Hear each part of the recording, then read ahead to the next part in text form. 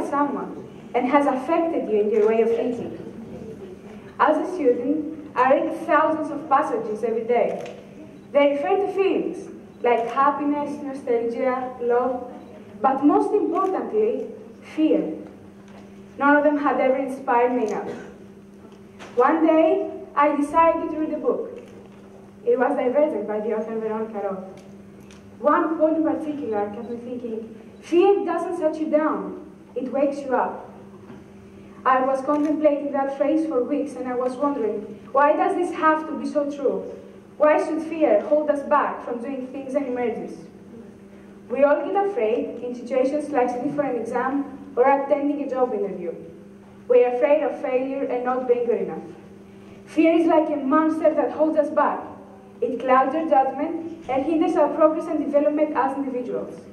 However, can this monster be tamed? Let's find out. When I think of the word fear, many things come to my mind. There are three main points, three fears that someone may have. The first one is, as I said earlier, the fear of not being good enough, the fear of failure. Usually, we tend to underestimate ourselves and our abilities. We tend to think that we are not good enough. And when we fail an exam, we feel bad seeing others succeed. Why is that? If a person won't fall, how is he supposed to fly? Maybe have abilities that you haven't discovered yet. Just never stop trying. Bear that in mind.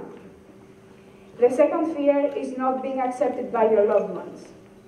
We all have some friends and relatives that support us, stand up to us when we need them. And we don't want to let them down. We just want to be perfect to their eyes. So, we do what they want us to do. But maybe if we are ourselves, our loved ones will appreciate us even more. I forgot to mention something. Well, never ever take them for granted. They will support you, but your decisions might be opposite to their mentality.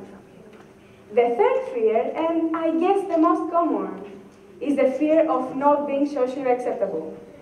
Well, society is harsh, and it believes that 7 billion people have to be perfect and all the same. So, as human beings, of course we feel the need to fit in.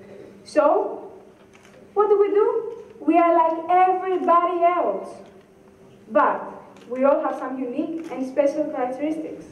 And by trying to fit in that small vicious circle, society, you deteriorate yourself.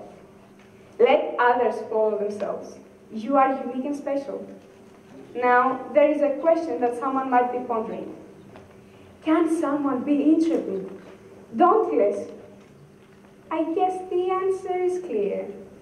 Of course not, unless you are the monster of fear, the fearless monster of fear. And do you know why I call it a monster? Because this is a feeling, and it lives inside you, and can hunt you anytime, because fear is fearless. Isn't that great? Now, I guess it's time to reach the conclusion. And that is learning to love yourself, even if you are not intrepid, even if you are not socially acceptable, even if you are not what others want you to be. And at utmost importance, notwithstanding the wrong choices you make. Just remember that fear might help you discover yourself and even go higher, because fear means face everything and rise. Thank you.